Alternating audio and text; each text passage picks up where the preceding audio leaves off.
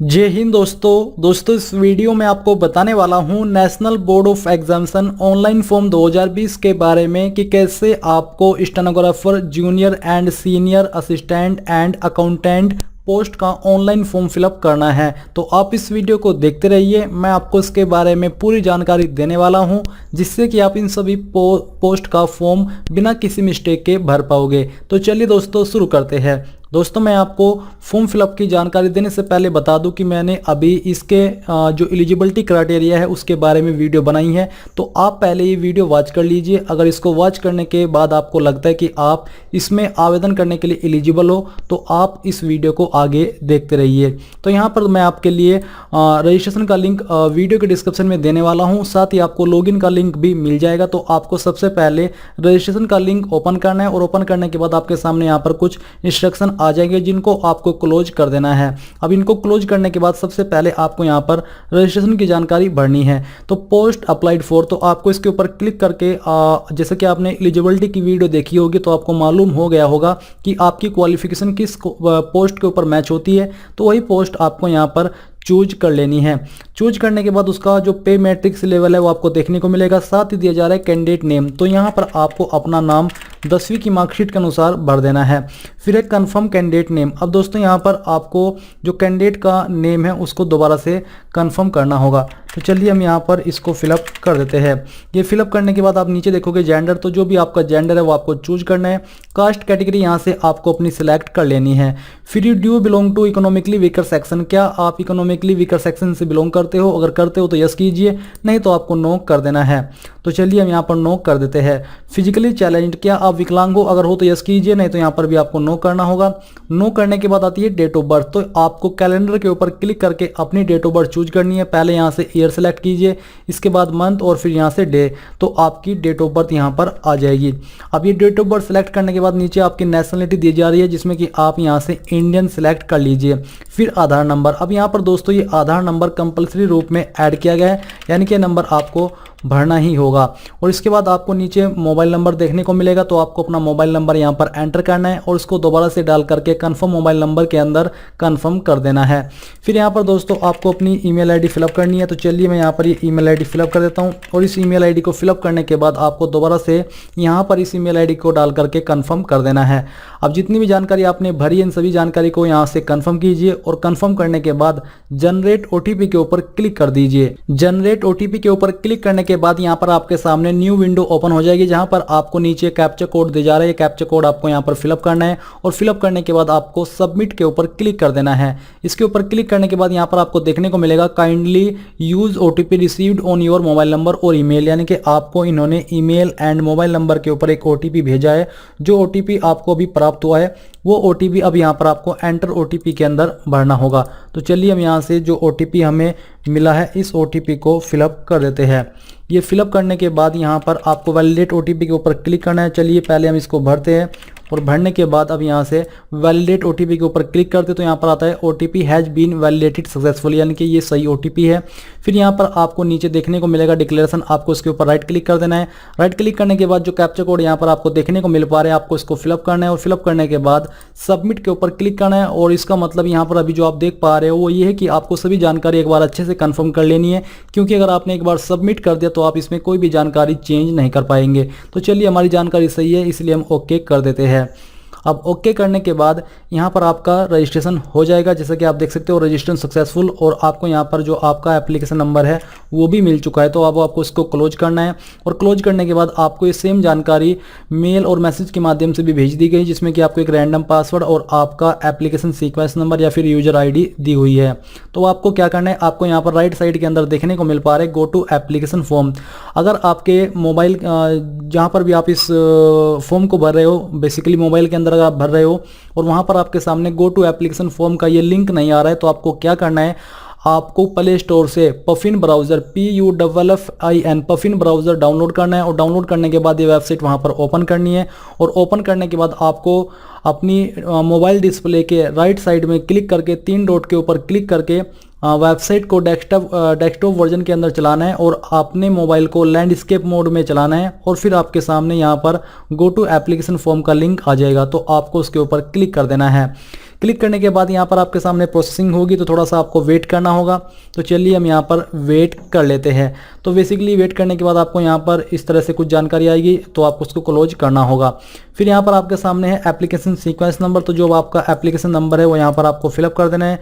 फिर आती है पोस्ट अप्लाइड फॉर, जो कि आपने किस पोस्ट के लिए अप्लाई किया वो ऑटोमेटिकली यहाँ पर आ जाएगा, और पे मैट्रिक्स लेवल भी यहाँ पर आपको देखने को मिल जाएगा। इसके बाद आपको कैंडिडेट नेम देखने को मिलेगा। तो यहाँ पर दोस्तों आपको अपना नेम फिर से फिलअप करना है। तो चलिए हम यहाँ पर इसके ऊपर फिलअप कर देते हैं और अपने नेम को दोबारा से डाल करके आपको कंफर्म कर देना है। जेंडर आपको यहाँ से चूज कर लेना है। कास्ट कैटेगरी यहाँ से आपको अपनी सिलेक्ट करनी होगी। फिर फिजिकली चैलेंज अगर आप हो तो यहाँ पर आपको उसकी जानकारी यस नो में देनी है, और बाकी की जानकारी जैसे कि डेट ऑफ बर्थ और नेशनलिटी, मैरिटल स्टेटस आपको यहाँ पर चूज करना होगा।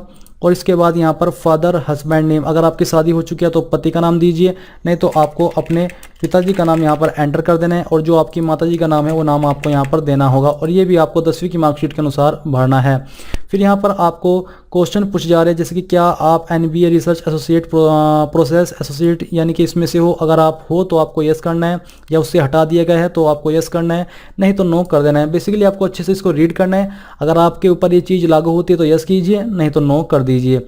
इसके बाद are you departmental employee NBA regular employee, अगर आप हो तो यस कीजिए, नहीं तो नो कर देना है। फिर कॉन्टैक्ट डिटेल्स की जानकारी आ जाएगी, जो कि ऑटोमेटिकली यहाँ पर फिलअप होगी। आधार नंबर आपका यहाँ पर आ जाएगा। फिर नीचे है गवर्नमेंट इश्यूड फोटो आइडेंटिफिकेशन, तो आपको यहाँ पर क्लिक करके इनमें से कोई एक आईडी चूज कर लेनी है, जो कि आपको यहाँ पर कंपलसरी रूप में देनी ही होगी। तो चलिए हम यहाँ से सिलेक्ट कर लेते हैं आपका पैन कार्ड। तो ये सिलेक्ट करने के बाद जो भी आईडी आपने चूज किया है उसका नंबर आपको यहाँ पर भरना होगा। इसके बाद आती है आपकी कोरस्पोंडेंस एड्रेस की जानकारी, यानी कि प्रेजेंट एड्रेस की जानकारी। तो जो भी आपका एड्रेस है वो यहाँ पर आपको फिलअप कर देना है। अगर आपका एड्रेस लॉन्ग है तो आपको एड्रेस लाइन 2 और 3 का इस्तेमाल भी कर लेना है। जैसे कि यहाँ पर हम पोस्ट ये इस तरह से लिख देते हैं। एड्रेस लाइन 3 में आपको और अन्य एड्रेस फिलअप करना है। यहाँ पर आपको अपनी स्टेट चूज कर लेने कि आप किस स्टेट से इस फॉर्म को भर रहे हो।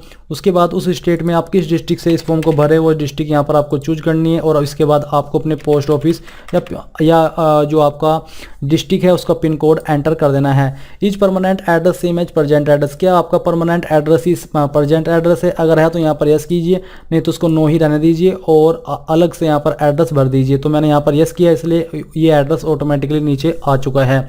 अब दोस्तों यहाँ पर ये जब सभी जानकारी आपको एक बार चेक करनी है, और फिर आपको सेव एंड नेक्स्ट के ऊपर क्लिक कर देना है। सेव एंड नेक्स्ट के ऊपर क्लिक करने के बाद आपके सामने यहाँ पर क्वालिफिकेशन की जानकारी आ जाएगी, जहाँ पर आपको अपनी योग्यता की जानकारी भरनी है। तो सबसे पहले दिया जा रहा है मैट्रिकुलेशन 10th या फिर उसके बराबर। तो यहाँ पर है नेम ऑफ द कोर्स, तो आपको please select name and the course, तो आपको इसके ऊपर क्लिक करके अपना कोर्स सिलेक्ट करना होगा, जो कि बेसिकली यहाँ पर आपको 10th सिलेक्ट कर लेना है। फिर आता है name of the board university, तो यहाँ पर आपने किस बोर्ड से अपनी 10वीं पास किया उस बोर्ड का नाम लिखना है, जैसे कि यूपी बोर्ड। फिर इसके बाद यहाँ पर आपको देखने को मिलेगा स्कूल इंस्टीट्यूट नेम, तो यहाँ पर आपको अपने बेसिकली स्कूल का नाम देना है कि आपने किस स्कूल से अपनी जो भी आपकी 10वीं है वो कंप्लीट की है। फिर इसके बाद आपको यहाँ पर अपनी परसेंटेज एंटर कर देनी है, और यहाँ पर आपको ईयर ऑफ पासिंग के ऊपर क्लिक करके अपना ईयर ऑफ पासिंग चूज कर लेना है। इसको चूज करने के बाद यहाँ पर आपके सामने दिया जाए सब्जेक्ट, तो आपको यहाँ पर अपना सब्जेक्ट यानी कि सब्जेक्ट फर्स्ट फिलअप करना है। सब्जेक्ट 2 के अंदर अपनी सब्जेक्ट 2 डालना है, और सब्जेक्ट 3 के अंदर सब्जेक्ट 3, और इसी प्रकार से 4-5 सब्जेक्ट आपको यहाँ पर डाल देने हैं। ये डालने के बाद यहाँ पर आपको नीचे आना है, और आप यहाँ पर आप नीचे आकर के देखोगे इंटरमीडिएट यानी कि 12th की जानकारी। तो आपको सेम तरीके से 12th की जानकारी भी भरनी है, यानी कि यहाँ पर सबसे पहले आपका जो भी कोर्स है जो कि 12th आप सिलेक्ट करोगे वो डालना है। बोर्ड नेम यहाँ पर आपको चूज करना है, स्कूल नेम आपको यहाँ पर डालना है, परसेंटेज आपको यहाँ पर भरनी है, और किस ईयर के अंदर आपने 12वीं पास कर ली थी वो आपको भरना है। फिर आपको सेम तरीके से अपने उन सभी सब्जेक्ट के नाम यहाँ पर एक एक करके लिख देने जो कि आपके पास 12th के अंदर थे। तो ये सब जानकारी भरने के बाद आपके सामने आएगी ग्रेजुएशन की जानकारी। तो अगर आप ग्रेजुएट हो या फिर आप ऐसी पोस्ट पर आवेदन कर रहे हो जिसमें कि ग्रेजुएट की योग्यता मांगी है, तो आपको उसकी जानकारी भरनी है। जैसे कि सबसे पहले यहाँ पर है डिग्री स्पेशलाइजेशन, तो आपने कौन सी डिग्री की है और किस स्पेशलाइजेशन के अंदर की है वो आपको यहाँ पर इसके ऊपर क्लिक करके चूज कर लेनी है। तो इनमें से जो भी डिग्री है वो आपको सिलेक्ट करनी होगी, और सिलेक्ट करने के बाद यहाँ पर आपको नेम ऑफ द यूनिवर्सिटी, जैसे कि आपने देखा कि यहाँ पर अदर चूज किया है, अदर चूज वही करेंगे जिनकी क्वालिफिकेशन यहाँ पर लिस्ट के अंदर ऐड नहीं है, तो वो अदर चूज करके अपनी जो भी उनका कोर्स का नाम है, जो भी उनकी क्वालिफिकेशन है उसका नाम वहाँ पर दे सकते हैं। इसको देने के बाद यहाँ पर आपको यूनिवर्सिटी का नेम डालना है, और कॉलेज इंस्टीट्यूट नेम यानी कि आपने किस कॉलेज से की है। अगर आपने डायरेक्टली अपनी क्वालिफिकेशन यूनिवर्सिटी से की है तो आपको यहाँ पर भी अपनी यूनिवर्सिटी का नाम एंटर कर देना है। ये एंटर करने के बाद यहाँ पर आती है परसेंटेज ऑफ मार्क्स, ये आपको फिलअप करनी है टोटल सेमेस्टर की मिला करके। फिर यहाँ पर आपको ईयर ऑफ पासिंग डालना होगा और subject first, subject 2, subject 3, subject 4 और सब्जेक्ट 5 इस प्रकार से आपको भर देनी है जो भी आपके पास सब्जेक्ट थे। तो ये सब जानकारी भरने के बाद आपको नीचे आना है और आप यहाँ पर देखोगे पोस्ट ग्रेजुएट की जानकारी। तो अगर आप पोस्ट ग्रेजुएट की जानकारी भी देना चाहते हो तो सेम तरीके से आप भर सकते हो जिससे कि अभी आपने ग्रेजुएट की जानकारी भरी है। फिर आता है इसेंशियल आईटी क्वालिफिकेशन डिटेल्स। तो यहाँ पर आपसे पूछा जा रहा है कि do you have working knowledge of computer MS office. अगर आपके पास है तो यस कीजिए, नहीं तो आपको नो करना होगा। बट अगर आप उस पोस्ट पर आवेदन कर रहे हो जिसमें कि ये क्वालिफिकेशन जरूरी रूप से मांगी है तो आप एलिजिबल नहीं हो पाओगे, इसलिए आपको ये सोच समझ करके ही यस नो में आंसर देना है। फिर details of other computer skill if any, अगर आपके पास कोई है तो आपको यहाँ पर उसकी जानकारी दे देनी है। आप यहाँ पर ऑफिशियल नोटिफिकेशन से भी चेक कर सकते हो कि स्टेनोग्राफर की पोस्ट पर एग्जैक्टली क्या क्वालिफिकेशन या फिर क्या स्किल आपसे मांगी गई है। तो यहाँ पर इसको कंफर्म करने के बाद आपको आंसर करना है और आंसर करने के बाद नीचे आपके सामने एक्सपीरियंस की जानकारी दी जा रही है। तो अगर आप एक्सपीरियंस की जानकारी देना चाहते हो तो यहाँ पर आपको अपनी एक्सपीरियंस की जानकारी भरनी है। आपको कैसे भरनी होगी, आपको यहाँ पर कंपनी या फिर एम्प्लॉयर का नाम एंटर करना है और इसको एंटर करने के बाद आपको अपने एड्रेस की जानकारी यहाँ पर भरनी है कि आपने किस उसको जो जहाँ पर आपकी कंपनी है या फिर आपका एम्प्लॉयर है उसका एड्रेस क्या है। उस पोस्ट का नाम यहाँ पर आपको लिखना है, किस पोस्ट पर आपने काम किया है, किस डेट से आपने वो जो जॉब ज्वाइन की थी वो डेट यहाँ पर डालनी है यानी कि चूज करनी है और कब तक की थी वो डेट, मंथ, ईयर आपको सेलेक्ट करना होगा। नेचर ऑफ ड्यूटीज़ परफॉर्म्ड यानी कि आपकी जॉब का नेचर किस तरह का था वो यहाँ पर आपको थोड़ा सा लिख देना है। किस वजह से आपने जॉब छोड़ी वो आपको यहाँ पर उसका रीजन, छोटा सा कोई भी रीजन डाल देना है। ये करने के बाद आपको यहाँ पर नीचे आना है और नीचे आकर के आपको देखने को मिलेगा लैंग्वेज नोन, यानी कि आपको कौन कौन सी लैंग्वेज आती है। तो यहाँ पर हिंदी इंग्लिश दिया जा रहा है, तो अगर आपको हिंदी रीड करनी आती है तो उसके ऊपर टिक कीजिए, लिखनी आती है तो यहाँ पर भी टिक कर दीजिए और बोलनी आती है तो यहाँ पर भी टिक कर दीजिए। इसी प्रकार से आपको इंग्लिश के सामने भी रीड, राइट और स्पीक के ऊपर टिक करके बताना है कि आपको इनमें से क्या क्या आता है। फिर आती है आपकी यहाँ पर एंटर अदर लैंग्वेज फर्स्ट, यानी कि अगर आपको इन दो लैंग्वेज के अलावा कोई अदर लैंग्वेज आती है, जैसे कि आपको मराठी लैंग्वेज आती है, और जो गुजराती है वो आती है, कन्नड़ आती है, यानी कि जो कोई भी आपको लैंग्वेज आती हो इन दो के अलावा वो आपको यहाँ पर मेंशन करके उसके सामने टिक करके बताना कि हाँ मुझे ये लैंग्वेज आती है। फिर आपको सेव एंड कंटिन्यू के ऊपर क्लिक करना होगा क्वालिफिकेशन डिटेल्स की सभी जानकारी चेक करने के बाद में। इसके बाद आपके सामने यहाँ पर डॉक्यूमेंट्स टू बी अपलोडेड, यानी कि कौन कौन से डॉक्यूमेंट आपको अपलोड करने उनकी जानकारी आपको दी जा रही है। यहाँ पर है कि use only recent colour passport size sky blue background, यानी कि जो आपके फोटो का बैकग्राउंड है वो स्काई ब्लू होना चाहिए और ये होना ही चाहिए, कंपलसरी रूप में होना चाहिए, इसलिए उन्होंने यहाँ पर आपको स्पेशली बताया है। और ये आपका पिछले 30 दिनों से ज़्यादा पुराना नहीं होना चाहिए। Keep sufficient copies of the same photograph for future use, और आपको उस फोटो की पर्याप्त कॉपी अपने पास रखनी होगी, यानी कि सेम फोटो आपको 4-5 अपने पास रखने हैं, यही आपको आगे उपयोग में लाने होंगे। फिर यहाँ पर दिया जा रहा है कि upload your recent passport size photograph, तो यहाँ पर आपको अपना फोटो अपलोड करना है जिसके बारे में यहाँ पर बात की जा रही है। क्लिक है टू अपलोड के ऊपर क्लिक करके, जैसे आप इसके ऊपर क्लिक करोगे तो यहाँ पर दोस्तों आपको आपकी गैलरी के अंदर ट्रांसफ़र किया जाएगा और आपको उन फाइल को अपलोड करना होगा। बट देख लीजिए कि जो आपके फ़ोटो का फॉर्मेट है वो कितना रहना चाहिए वो आपको यहाँ पर देखने को मिलेगा और फॉर्मेट भी यहाँ पर आपको बताए गए होंगे। तो आपको सेम तरीके से जानकारी भरनी है, जैसे कि यहाँ पर आपके अन्य जानकारी जो है वह है आपका upload scan copy of 10th certificate, यानी कि 10वीं की मार्कशीट अपलोड करनी है। फिर आपको 12वीं की मार्कशीट अपलोड करनी है, उसकी स्कैन कॉपी। फिर अगर आपने ग्रेजुएट की जानकारी भरी है तो आपको ग्रेजुएट की फोटोकॉपी अपलोड करनी है। इसके साथ ही अगर आपने उसकी हायर क्वालिफिकेशन कोई भरी है तो आपको उसकी फोटोकॉपी अपलोड करनी होगी। अगर आपने एक्सपीरियंस की जानकारी भरी है तो आपको एक्सपीरियंस सर्टिफिकेट अपलोड करना है। और अगर आप NOC यानी कि कहीं पर आप काम करते तो आपको NOC भी यहाँ पर अपलोड करनी होगी। NOC होती है नॉन ऑब्जेक्शन सर्टिफिकेट, यानी कि जहाँ पर आप काम करते हो वहाँ से आपको नॉन ऑब्जेक्शन सर्टिफिकेट बनवा करके अपलोड करना होगा। और अगर आपने इस फॉर्म को SC ST OBC या फिर एक्स सर्विसमैन या EWS से भरा है तो आपको उसका जो सर्टिफिकेट होता है वो आपको यहाँ पर अपलोड करना होगा।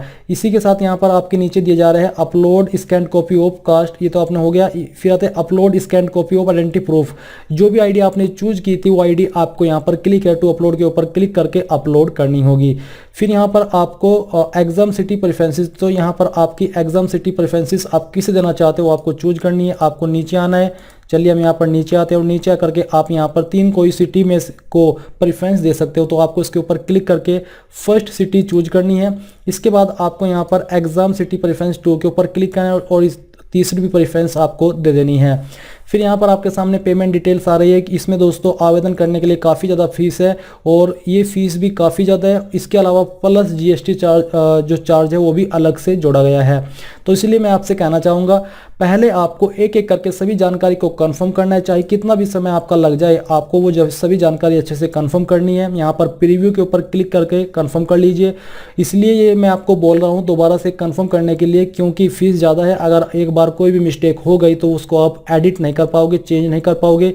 इसलिए आप अच्छे से चेक करें ताकि आपसे चाह करके भी कोई गलती न हो और आपका फॉर्म मिस्टेक फ्री भरा जाए। तो फिर जब आपको लगे कि मेरी जानकारी सही है, आपको यहाँ पर एक कैप्चा कोड डालना है और कैप्चा कोड डाल करके आई एग्री के ऊपर क्लिक करना है और उसके बाद आपको सबमिट के ऊपर क्लिक कर देना है। सबमिट के ऊपर क्लिक करने के बाद आपके सामने पेमेंट का पेज आ जाएगा। अब यहाँ पर अपनी एप्लीकेशन फीस आप जिस भी माध्यम से करना चाहते हो जमा कर सकते हो, चाहे वो डेबिट कार्ड या क्रेडिट कार्ड हो, इंटरनेट बैंकिंग हो, भीम यूपीआई हो या फिर एनईएफटी हो। तो अगर आपने कभी किसी ऑनलाइन वेबसाइट के ऊपर पेमेंट किया तो सेम तरीके से पेमेंट यहाँ पर किया जाएगा, कोई भी अलग मेथड नहीं है। तो अगर आप कार्ड नंबर यूज करना चाहते हो तो आपको card number, month, year, CVV, name of the card holder वो डालना है और पे नाउ के ऊपर क्लिक कर देना है। जैसे ही आपकी फीस जमा हो जाएगी तो आपको ऑटोमेटिकली इसी वेबसाइट के ऊपर रिडायरेक्ट कर दिया जाएगा और वहां से आप अपने एप्लीकेशन फॉर्म का फाइनल प्रिंट आउट ले पाओगे, या फिर आप अलग से लॉगिन करके अपनी यूजर आईडी और पासवर्ड यहां पर डाल करके अपना जो फॉर्म का फाइनल पीडीएफ है वो ले सकते हो। इस प्रकार से दोस्तों आप national board of examination online form 2020 को भर पाओगे। आई होप ये सब जानकारी आपको पसंद आई होगी। अगर आई है तो प्लीज़ उस वीडियो को लाइक, शेयर और साथ ही साथ आपके अपने यूट्यूब चैनल को सब्सक्राइब कर ले और सब्सक्राइब करने के बाद बेल के आइकन को दबा दे ताकि आपको आगे आने वाली वीडियोस के नोटिफिकेशन सबसे पहले मिल पाए। जय हिंद दोस्तों।